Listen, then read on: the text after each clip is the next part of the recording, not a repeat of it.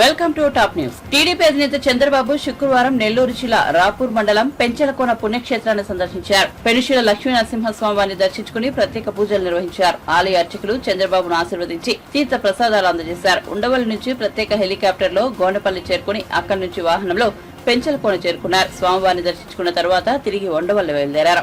ఆయన వెంట ఉదయగిరి ఎమ్మెల్యే మేకపాటి చంద్రశేఖర్ రెడ్డి, మాజీ మంత్రి సోమిరెడ్డి చంద్రమోహన్ రెడ్డి, కేంద్ర మాజీ మంత్రి పనపాక లక్ష్మి, మాజీ ఎమ్మెల్యేలు రామకృష్ణ, హేమలత, సుబ్రహ్మణ్యం తదితరులు ఉన్నారు.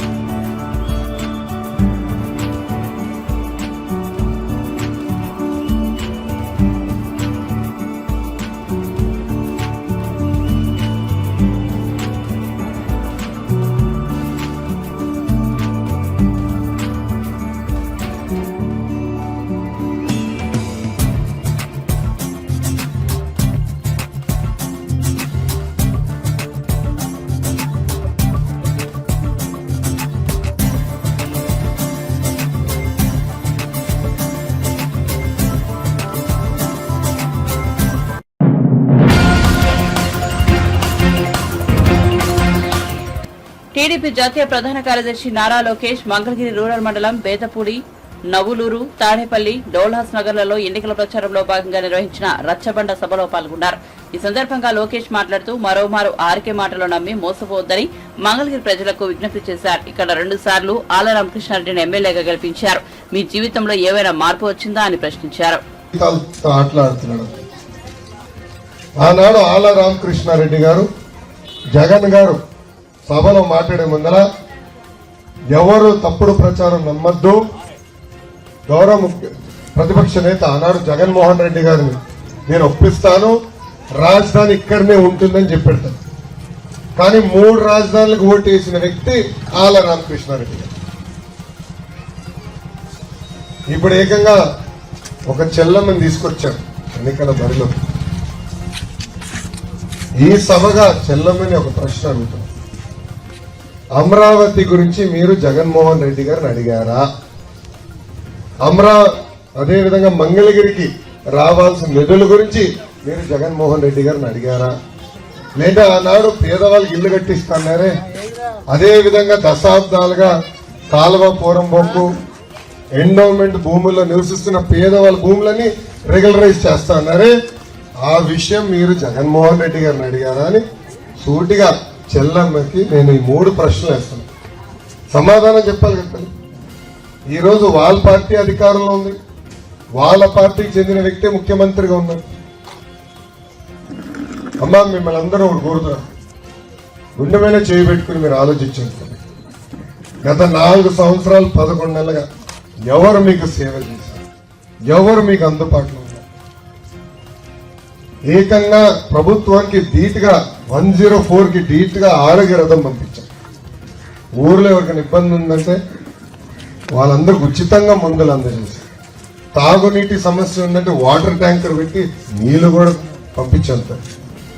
ప్రతిపక్షంలోనే నేను ఇంత పనిచేశానంటే ఇంకా 2 నెలల్లో మన ప్రభుత్వం రాబోతుంది, ఇంకా మంగళగిరి ఎలా ఉంటుందో ఒక్కసారి ఆలోచించుకొని మిమ్మల్ని అందరూ కోరుతాను.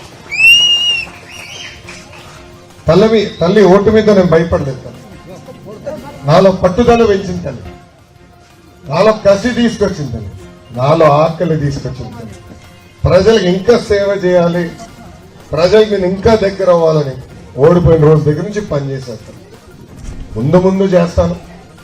మొత్తం రాష్ట్రమే కాదు, భారతదేశం మొత్తం ఆదర్శ నియోజకవర్గం భారతదేశంలో ఉందంటే అందరూ మంగళగిరి వైపు చూసే విధంగా మంగళగిరిని అభివృద్ధి సంక్షేమం చేసే బాధ్యత నేను తీసుకుంటాదని. మన గ్రామంలో ఉన్న కొన్ని సమస్యలు నాకు తెలుస్తుంది, దానిపైన స్పందిస్తా. దాని తర్వాత మీకే మైక్ ఇస్తా, మీరు ఎదుర్కొన్న సమస్యల గురించి నాకు తెలియజేయండి, దానిపైన నేను స్పందిస్తా. మొదటిది, ఎక్కడికి వెళ్ళినా డ్రైనేజ్ సమస్య ఉంది. పొద్దున్న లేచి నుంచి డ్రైనేజ్ పైన గొడవలు జరుగుతాయి. మన మురుగునీరు వేరే ఇంటి ముందర వెళ్తుంది, వాళ్ళకి మనకి తగాదా. కొంచెం స్లోప్ బాగుంటే మూడు గడపలు దాడుతుంది, అక్కడనే ఆగుతుంది మురుగునీరు, మళ్ళీ గొడవ మొదలవుతుంది. అదే కదా గొడవ. శాశ్వతమైన పరిష్కారం భూగర్భ డ్రైనేజ్. అన్నగారి ఊరు నిమ్మకూరు, నేను మంత్రిగా ఉన్నప్పుడు భూగర్భ డ్రైనేజ్ చేసేది అసలు దోమే లేదు. ఆ విధానం తీసుకొచ్చే బాధ్యత నాది. ఎండోమెంట్ భూమిలో కానీ, కాలువ భూమి కానివ్వండి, ఇతర భూమిలో మీరు నివసిస్తున్నారు, పట్టాలు లేవు. ఆనాడు ఆల రామకృష్ణారెడ్డి గారు పట్టాలు ఇస్తాను అని హామీ ఇచ్చారు, మళ్ళీ కంపడలా.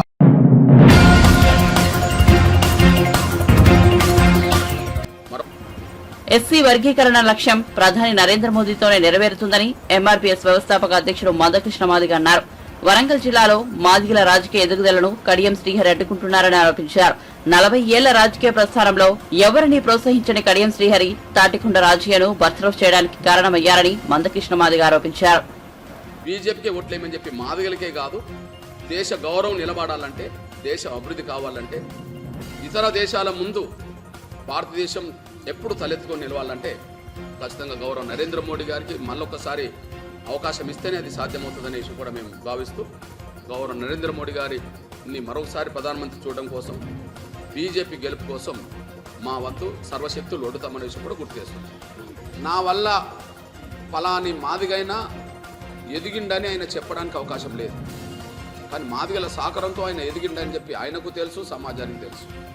ఈ నేపథ్యంలో ఆయన ఎవరిని ప్రోత్సహించలేదు, మాదిగల నుంచి ఆయన ఎవరికి సహకరించలేదు ఎదగడానికి. కానీ ఆయన ప్రోత్సాహానికి సంబంధం లేకుండా, ఆయన సహకారానికి సంబంధం లేకుండా వివిధ కోణాల్లో మాదిగల నుంచి ఎదిగితే అది కూడా జీర్ణించుకోలేకుండా పోయాడు. ఇది ఇంపార్టెంట్. ఆయన ప్రోత్సాహంతో ఒక ఎమ్మెల్యే క్యాండిడేట్గా ఎవరు ఇక్కడ ఎదగలే, ఆయన సహకారంతో ఎవరు ఎమ్మెల్యేలు కాలే మాదిగల నుంచి. కానీ ఆయన సహకారం లేకపోయినా, ఆయన ప్రోత్సాహం లేకపోయినా, ఆయన అండదండ లేకపోయినా మాదిగల నుంచి ఒక ముగ్గురు ఎదిగినట్టుగా ఇప్పుడు ఉంటే, ఆ ముగ్గురి రాజకీయ జీవితానికి, ఆ ముగ్గురు రాజకీయ జీవితం ఎదుగుదలకి అడ్డుకున్నది కడియం శ్రీహరి అనేసి రుజువు అవుతుంది. ఎగ్జాంపుల్, కడియం శ్రీహరి గారు టీడీపీలో ఉన్నప్పుడు రాజన్న ఏం టీడీపీ కాదు, ఆయన ప్రోత్సాహంతో ఎదిగినోడు కాదు. అంటే రాజన్న ఎదుగుదలకు కడియం శ్రీహరికి సంబంధం లేదు. రాజన్న ఎదగడానికి, సమాజంలో ఒక గుర్తింపు రావడానికి మొట్టమొదటి కారణం ఎంఆర్పిఎస్. ఆయన ఉద్యమకారుడిగా ఎంఆర్పిఎస్ ఉద్యమం నుంచి ఎదిగినోడు. రాజకీయాలు ఆయన చేయాలనుకున్నప్పుడు కాంగ్రెస్లో చేరినోడు. ఇది మనం గమనించాల్సిన అవసరం ఉంది. ఒక ఉద్యమకారుడిగా ఆయన ఎంఆర్పిఎస్ ఎదిగినోడు. మాదిగ రిజర్వేషన్ పోరాట సమితికి తెలంగాణ ప్రాంతీయ కమిటీ ఉంటే కో కన్వీనర్ స్థాయికి ఎదిగినోడు. ఒకరోజు మేమిద్దరం వెల్లంపల్లి నుంచి వరంగల్ వస్తున్న మార్గ మధ్యలో ట్రైన్లో, అన్న ఎన్నికలు రాబోతున్నాయి కాబట్టి నేను రాజకీయంగా ఒక నిర్ణయం తీసుకుంటాను, కాంగ్రెస్లో చేరడానికి నాకు అవకాశం ఉన్నది, నేను చేరుతానంటే, ఉద్యమం నడిపే మేము నడపాలి కానీ ఎవరన్నా ఎదుగుతున్నప్పుడు వాళ్ళని ప్రోత్సహించాలని మేము గ్రీన్ సిగ్నల్ ఇచ్చాం. ఆ కోణంలో కాంగ్రెస్లో చేరారు. మనం గమనిస్తే ఆయన రాజకీయ జీవితం కాంగ్రెస్ నుండి వచ్చిందే తప్ప కడియం శ్రీహరి ప్రోత్సహిస్తే వచ్చింది కాదనే విషయం మీరు దృష్టిస్తుంది. కాలక్రమంలో ఈయన తెలంగాణ ఉద్యమంలో భాగంగా తెలంగాణ కోసం టీఆర్ఎస్లో చేరడం, తెలంగాణ వస్తుందని తెలిసి కడియం శ్రీహరి టీఆర్ఎస్లో చేరడం, కాంగ్రెస్ నుంచి ఒకరు, టీడీపీ నుంచి ఒకరు టీఆర్ఎస్లో చేరారు. ముందు టీఆర్ఎస్లో చేరింది మాదిగ సామాజిక వర్గం నుంచి రాజన్న కాబట్టి ఆయనకు ఎమ్మెల్యేగా అవకాశం మళ్ళా వచ్చేసి. కాంగ్రెస్ టీడీపీలో ఇద్దరు పోటీ చేశారు వేరువేరుగా. వేరువేరుగా తెలంగాణ వచ్చిన వెంటనే డిప్యూటీ సీఎం హోదాకు రాజన్న ఎదిగింది. అంటే తెలంగాణలో ఎంఆర్పిఎస్ ఉద్యమ నేపథ్యం నుంచి ఎదిగిన మా రాజన్న తెలంగాణ ప్రభుత్వంలో 2వ స్థానానికి ఎదగడం అనేది ఒక మాదిగ ఉద్యమకారులుగా మేము గర్వపడతాం.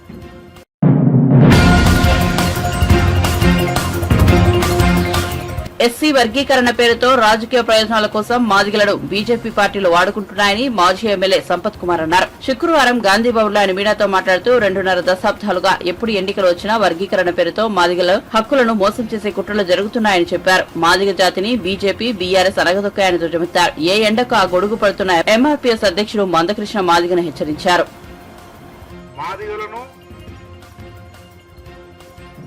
మాదిగల రిజర్వేషన్ ఏబిసిడి వర్గీకరణను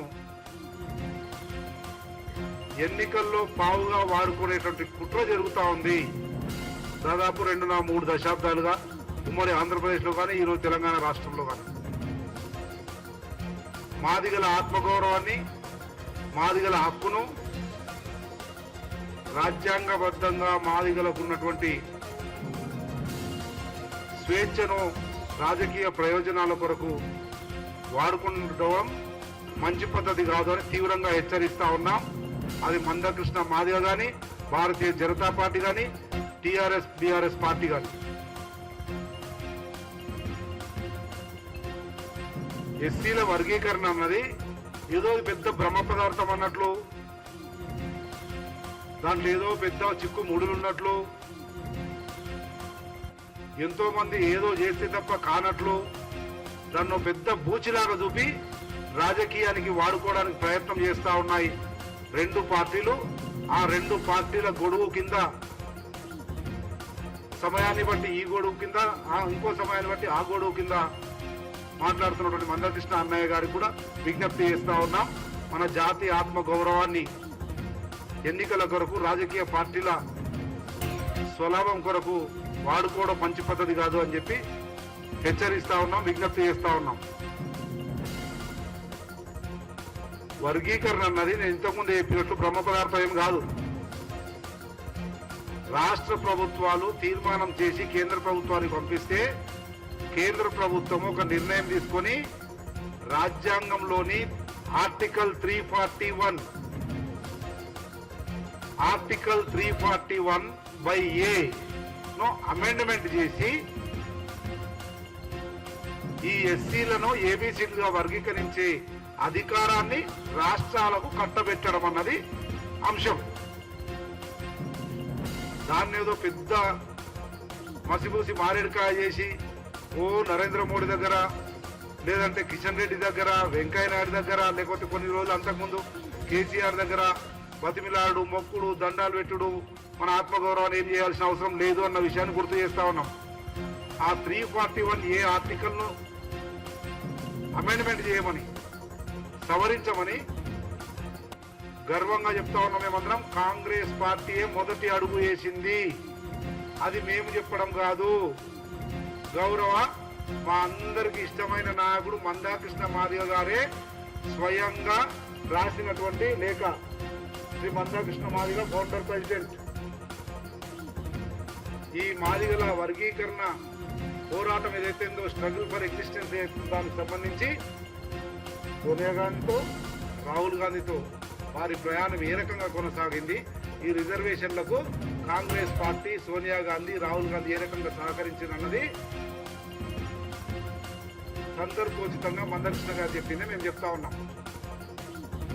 మొట్టమొదటగా భారతదేశంలో ఈ వర్గీకరణకు సంబంధించి ఎన్ని కమిషన్లు వేసిరో, ఏ రాష్ట్రాల్లో వేసిరో ఆ రాష్ట్రాల్లో మొత్తం కూడా వేసింది కాంగ్రెస్ పార్టీ అధికారంలో ఉన్నప్పుడే జరిగింది అనేక రాష్ట్రాల్లో. అది నేను చెప్పడము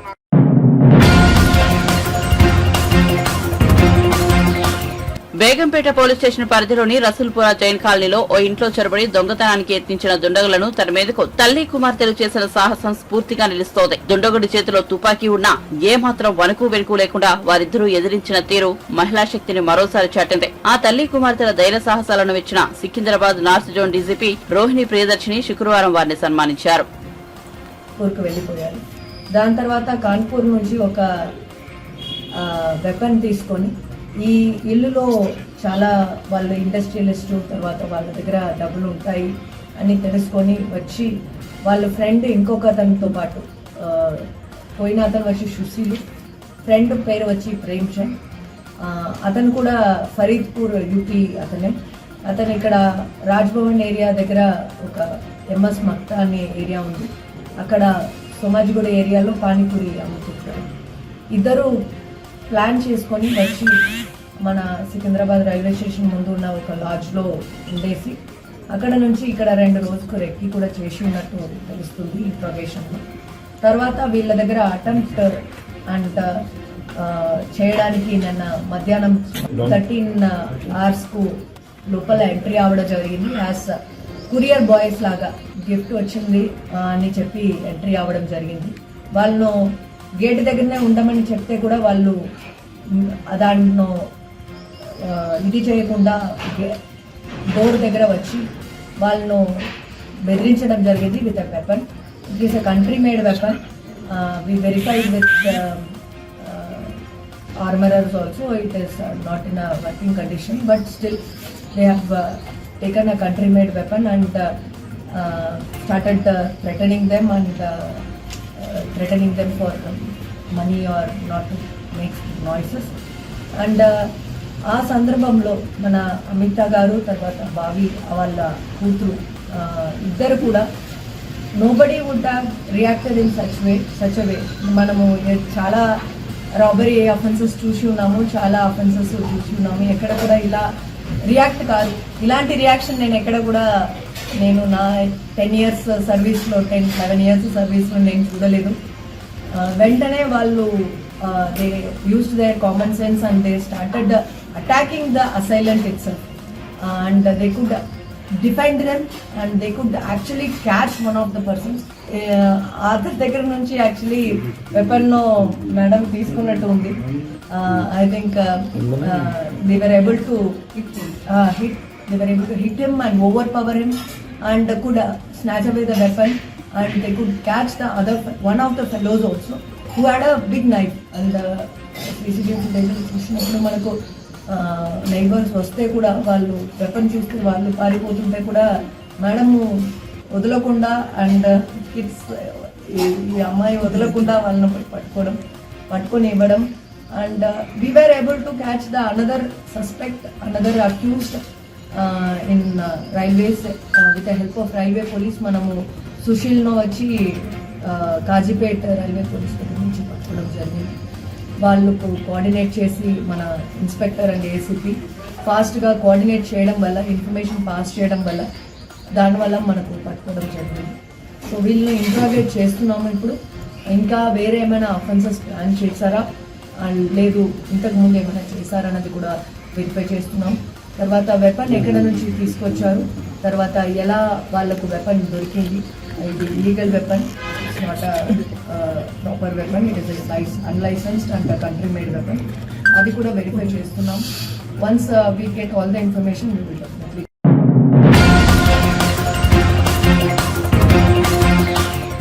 సీఎం జగన్ హయాంలో గంజాయి, డ్రగ్స్, మానవ అక్రమ రవాణాలో ఏపీ ప్రథమ స్థానంలో నిలిచిందని తెలుగు మహిళా అధ్యక్షురాలు వంగల్పూడి అనిత దువ్వెట్టారు. ఆమె విలేకరులతో మాట్లాడారు. మద్యం, గంజాయి, డ్రగ్స్ సరఫరా చేసి ఎన్నికల్లో వైఎస్ఆర్సీపీ గెలవాలని చూస్తుందని అనిత ఆరోపించారు. ఈ రోజు పరిస్థితి ఏంటంటే ఈజ్ ఆఫ్ డూయింగ్ బిజినెస్ లో నెంబర్ 1 స్థానంలో టీడీపీ హయాంలో ఉంటే ఈ రోజు డ్రగ్స్ రవాణాలోని, అదేవిధంగా గంజాయి రవాణాలోని, ఆడపిల్లల అక్రమ రవాణాలోని, ఆడపిల్లల మీద అఘాయిత్యాల్లోని, మహిళల మీద జరుగుతున్న దాడుల్లోని ఈ రోజు నెంబర్ 1 స్థానంలో జగన్మోహన్ రెడ్డి గవర్నమెంట్, ముఖ్యంగా ఆంధ్రప్రదేశ్ రాష్ట్రం ఉండడం చూస్తూ ఉంటే సిగ్గుపడాల్సిన పరిస్థితి. మన విశాఖపట్నంలో పోర్ట్లోని బ్రెజిల్ నుంచి దిగుమతి అయిన సుమారు 25,000 కిలోల డ్రగ్స్ అది సిబిఐకి పట్టుబట్టాయి. ఆ సిబిఐ వాళ్ళ దగ్గర నుంచి అది వాళ్ళ దగ్గరికి వెళ్లకుండా కూడా వైసీపీ నాయకులు ఎంతమంది ఎన్ని రకాలుగా ప్రయత్నాలు చేశారో మనందరం కూడా నేను చూసాం. అది కూడా ఏంటంటే కంటైనర్ ఎవరికి సంబంధించిందంటే వైసీపీ నేత కూనం వీరభద్రరావుకి సంబంధించిన సంధ్య ఆక్వా కంపెనీకి సంబంధించిన డ్రగ్స్ ఆ కంపెనీ నుంచి అది ఆర్డర్ ఉన్న దిగుమతి చేసుకుంది. అట్ ద సేమ్ టైం ఈ వీరభద్రరావు ఉన్న వ్యక్తి ఎవరంటే ప్రకాశం జిల్లా నాగులపాడు మండలం వైసీపీ సీనియర్ నేత. అతను విజయసాయి రెడ్డి గారికి అతి సన్నిహితుడు. ఇలాంటి వాళ్ళందరూ కూడా అంటే ఎలక్షన్ మూమెంట్ లో మద్యంతోని, గంజాయితోని, డ్రగ్స్ తోని కూడా ఓటర్లను ప్రలోభపెట్టి ఓవరాల్ గా చెప్పాలంటే వాళ్ళు తిరిగి అధికారం చేజిక్కించుకోవడానికి దిగజారు రాజకీయాలు చేస్తున్నారని చెప్పడానికి ఇది ఒక ఉదాహరణగా భావించవచ్చు. బ్రెజిల్ అధ్యక్షుడు ప్రెసిడెంట్ లులాడ్కి శుభాకాంక్షలు తెలియజేసిన అధ్యక్షుడిగా ఎన్నికైన వెంటనే శుభాకాంక్షలు తెలియజేయాల్సిన అవసరమే వచ్చింది. విజయసాయి రెడ్డి గారు అతను కరెక్ట్ గా విజయసాయి రెడ్డి గారు 2 ఏళ్ల క్రితం బ్రెజిల్ అధ్యక్షునిగా ఎన్నికైన ప్రెసిడెంట్ లులాడ్ సిల్వాకి శుభాకాంక్షలు కూడా తెలియజేశాడు. అంటే బ్రెజిల్ కి ఇక్కడ విజయసాయి రెడ్డికి ఇక్కడ బ్రెజిల్ కి ఇక్కడ ఉన్న వైసీపీ నాయకులకి మధ్యలో ఏంటి అంత సత్సంబంధాలు ఏంటి? ఈ రోజు ఎలక్షన్ టైంలో ఒక వాలంటీర్లు స్థాయిలో ఉన్న వ్యక్తులు కొంతమంది నా మీద ఇలా బురజల్లే ప్రయత్నం చేస్తున్నారు కాబట్టి వాళ్ళ మీద చర్యలు తీసుకోవాల్సిందిగా ఈసీకి పెడతా. ఒకటి చెప్తున్నా వాలంటీర్లకి కూడా, ఈ రోజు మీరు వాలంటీర్లు మీరు ఏదో అనుకుంటున్నట్టున్నారు. ఈ 5 సంవత్సరాలు అయిన తర్వాత కనీసం మీ రెజ్యూమ్ లో రాసుకోవడానికి వాలంటీర్ ఉద్యోగం ఇస్తే అని రాసుకుంటే మీకు జీవితాలు కూడా ఉండవు. లేకపోతే ఏ ఉద్యోగానికి వెళ్ళాలన్నా ఈ 5 సంవత్సరాలు చేసి మీ వాలంటీర్ ఉద్యోగానికి ఏదో జగన్మోహన్ రెడ్డి మీకు 5,000 ఇచ్చాడు. నిన్న మొన్న మీ అందరికీ తెలిసిందే, ఇక్కడ లోకల్ ఎమ్మెల్యే కూడా ప్రతి ఒక్క వాలంటీర్కి 5,000 పంచాడు. ఆ సంగతి ఏదో పేపర్లో చూస్తే కాదు, వాలంటీర్లే చెప్తున్నారు బయటకు వచ్చి మాకు 5,000 ఇచ్చారని. ఆ 5,000 కక్కుర్తిపడ్డారంటే మీ జీవితాలు నాశనం అయిపోతుంది. ఎందుకో తెలుసా, ఈ 5,000తో అయిపోయింది. రేపు పొద్దున్న వాలంటీర్ అని పేరు చెప్తే కనీసం ఏ కంపెనీ వాడు కూడా మీకు ఉద్యోగం కూడా ఇవ్వడానికి సిద్ధపడట్లా. ఈ రోజు మీరు అంత చించుకుంటున్నారు. ఈ రోజు మీ మీద ఎవడో ఒక కేసు పడితే రేపు పొద్దున రక్షించేవాడు ఎవడో ఉండట్లేదు మీకు. కాబట్టి ఇప్పుడు ఆల్రెడీ ఎలక్షన్ కోడ్ వచ్చింది. యాజ్ పర్ ఎలక్షన్ నామ్స్ ప్రకారం మీరు కూడా పనిచేయండి. అలా ఉంటే ఫర్దర్ గా మీకు ఒక భవిష్యత్ అయినా ఉంటుంది. లేదు జగన్మోహన్ రెడ్డి మీ గురించి మేము గొడ్లు చింపేసుకుంటాము, మేము నోటుకొచ్చినట్టు మాట్లాడతాము, నోటుకొచ్చినట్టు రాస్తాము అనుకుంటే కనుక డెఫినెట్ గా మీ జీవితాలు పణంగా పెట్టే పరిస్థితి మాత్రం కనిపిస్తుంది.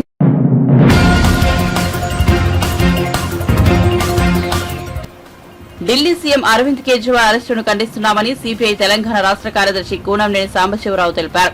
ప్రధాని మోదీ ప్రజాస్వామ్యాన్ని కూలీ చేస్తున్నారని విమర్శించారు. ఎన్నికల బాండ్లతో బీజేపీకు 1,000 కోట్లు వచ్చాయని, ఇదంతా అక్రమ సంపాదనే అని ధ్వజమెత్తారు. ఎన్నికల బాండ్లు తీసుకున్న వారిపై సుప్రీంకోర్టు సుమోటోగా తీసుకుని విచారణ జరపాలని డిమాండ్ చేశారు. కేజ్రీవాల్ ను బీజేపీ ప్రభుత్వం ఎన్నో బెదిరింపులు, వేధింపులకు గురి చేసినా లొంగకపోవడంతో అరెస్టు చేశారని చెప్పారు. ఈరోజు అంటే నిన్న ప్రజాస్వామ్య చరిత్రలో ఇదొక బ్లాక్ డేగా మనం పరిగణించవచ్చు. అన్యాయంగా కేజ్రీవాల్ని అరెస్ట్ చేయటం, ఆ అరెస్ట్ కూడా పార్లమెంట్ ఎన్నికల ముందు చేయటం అనేది ప్రజాస్వామ్యాన్ని ఏ పద్ధతుల్లో నరేంద్ర మోడీ దాన్ని అణిచివేస్తున్నాడు, నరేంద్ర మోడీ రాజకీయం నరేంద్రీయం ఏ పద్ధతుల్లో నడుస్తుందనే దానికి అదొక పెద్ద ఉదాహరణ. ఇవాళ బాండ్స్ వచ్చినాయి, బయటికి బాండ్స్ వచ్చినాయి అంటే చట్టబద్ధతతో 1,000 కోట్లు తీసేసుకుంటావు, నీ మీద ఏం కేసు ఉండదు చట్టబద్ధతతో. ఇవాళ సుప్రీంకోర్టు లేకపోతే మనకు తెలిసేది కూడా కాదు. అందులో ఎవరిచ్చారు? ఒక లిక్కర్ స్కామ్ లాగా, లిక్కర్ కంపెనీ లాగానే ఒక లాటరీ కంపెనీ ఒకటి ఉంది. ఆ లాటరీ కంపెనీ 100 కోట్లు ఇచ్చింది. అది అన్యాయం కాదా? మెగా కంపెనీ దాదాపు 900 కోట్లు ఇచ్చింది. లాటరీ కంపెనీ ఫ్యూచర్ గేమింగ్, అది ఎవడో ఫారినర్ నడిపేటువంటిది, వాడి దగ్గర తీసుకుంటావు. ఈ విధంగా ఈ అన్యాయమైనటువంటి పద్ధతుల్లో డబ్బులు నువ్వైతే వసూలు చేయొచ్చు, మామూలుగా 100 కోట్లు. అందుకని నేను ఈ 100 కోట్లు తీసుకోవటం తప్పు, లేకపోతే ఇది రైట్ అది తప్పు అని నేను అంటలేదు. ఇవాళ నీకు ఒక న్యాయం మరొక న్యాయమా అని మేము అడుగుతున్నాం. నరేంద్ర మోడీ అధికారంలోకి వచ్చినాక ఒక్కళ్ళనైనా బీజేపీ వాళ్ళని అరెస్ట్ చేశారా? కవితమ్మను ఇన్ని రోజులు ఎందుకు అరెస్ట్ చేయలేదు, ఇప్పుడే ఎందుకు చేశారు? సమాధానం చెప్పాలి. ఇన్ని రోజులు మీకు అండర్స్టాండింగ్ ఉంది, ఇప్పుడు కూడా దానికి ఏదో కొత్త రాజకీయం, ఇక మీరు వాళ్ళ స్థానాన్ని, ఆ శూన్యతను మీరు భర్తీ చేయాలనేటువంటి ఆ పద్ధతుల్లో మీరు ఆ విధంగా ఇప్పుడు కవితను అరెస్ట్ చేసి మేము ఎవరినైనా స్పేర్ చేయం. ఇన్ని రోజులు ఎందుకు స్పేర్ చేశారు? ఇన్ని రోజులు ఎందుకు చేయలేదు? ఇన్ని రోజులు కేజ్రీవాల్ని ఎందుకు చేయలేదు?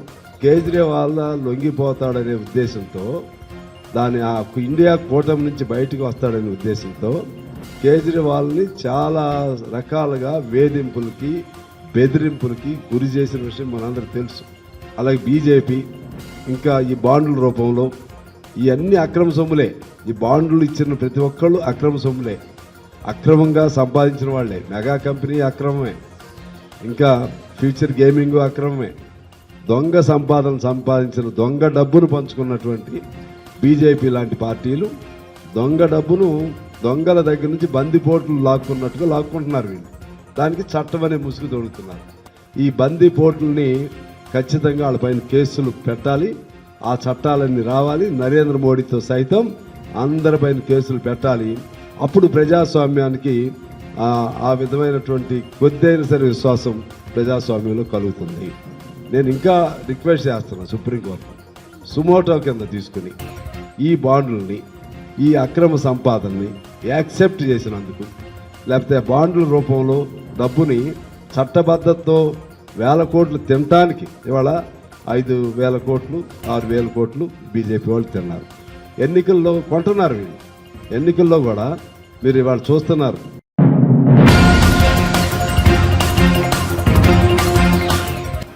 లంచం తీసుకుంటూ Mahabubabad sub register officer red handed గా దొరికిపోయారు. ఓ రిజిస్టర్ విషయంలో సబ్ రిజిస్టర్ తస్లిమా డబ్బులు డిమాండ్ చేసిందని ఏసీబీకి వచ్చిన సమాచారం మేరకు మహబూబాబాద్ సబ్ రిజిస్టర్ కార్యాలయంలో దాడులు నిర్వహించారు. ఈ క్రమంలో ప్లాన్ ప్రకారం అక్కడికి చేరుకున్న ఏసీబీ అధికారులు తస్లిమా ఓ వ్యక్తి దగ్గర 19,200 రూపాయలు తీసుకుంటుండగా రెడ్ హ్యాండెడ్ గా పట్టుకున్నారు. ఆ తర్వాత డాక్యుమెంట్ రైటర్ల నుంచి 1,78,000 రూపాయలను స్వాధీనం చేసుకున్నారు ఏసీబీ అధికారులు. దీనికి సంబంధించిన మరింత సమాచారం గురించి అధికారులు విచారణ చేపట్టారు.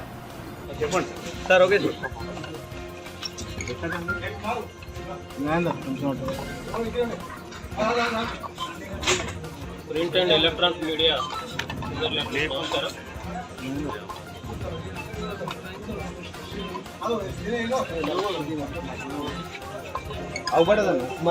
ఇటు ముందుకు రావాలి. పైకి ఎందుకు నెడతారు మరి లోపలి ఎవరే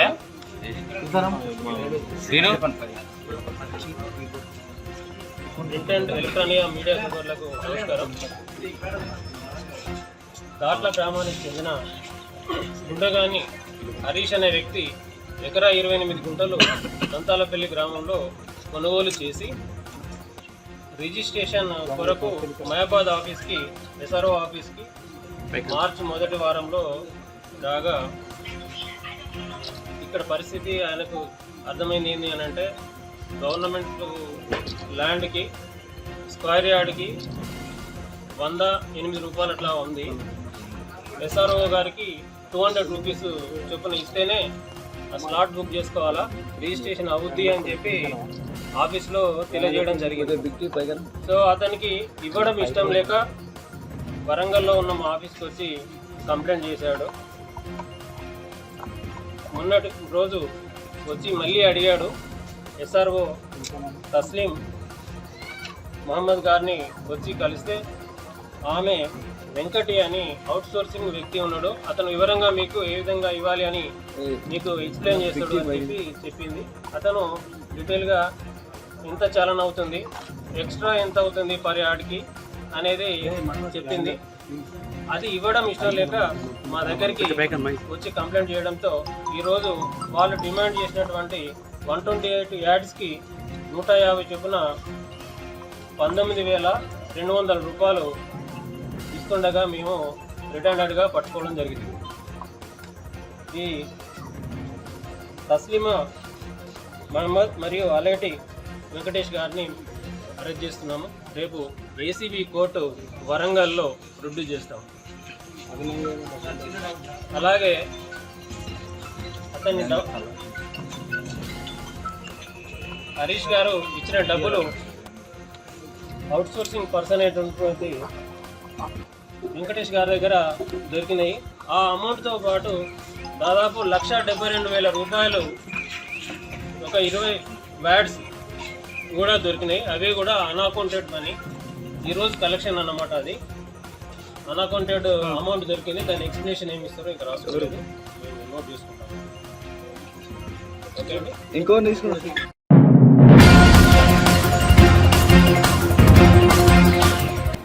ప్రముఖ హీరోయిన్ రోజా సెల్వమణి సినిమా ఇండస్ట్రీలో తనకంటూ ప్రత్యేక గుర్తింపు తెచ్చుకుంది. కేవలం నటిగానే కాకుండా ఆంధ్రప్రదేశ్ రాష్ట్ర రాజకీయాల్లో డైనమిక్ నాయకురాలుగా వరుస విషయాలతో దూసుకుపోతోంది. ఆమె తెలుగుతో పాటు కన్నడ, తమిళం, మలయాళం భాషల్లో 100కు పైగా సినిమాల్లో నటించిన విషయం తెలిసిందే. తాజాగా ఒకప్పటి హీరోయిన్ మంత్రి రోజాకు సంబంధించి జీవిత చరిత్ర బుక్ ను శుక్రవారం రిలీజ్ చేశారు. రంగుల ప్రపంచం నుంచి రాజకీయాల్లోకి అనే పేరుతో రోజా జీవిత చరిత్ర రచించడం జరిగింది. ఈ బుక్ ను అంబటి రాంబాబు, భూమన కరుణాకర్ రెడ్డి చేతుల మీదుగా విడుదల చేశారు. ఈ కార్యక్రమంలో రోజా భర్త, తమిళ డైరెక్టర్ సెల్వమణితో పాటు సింగర్ మనో పాల్గొన్నారు.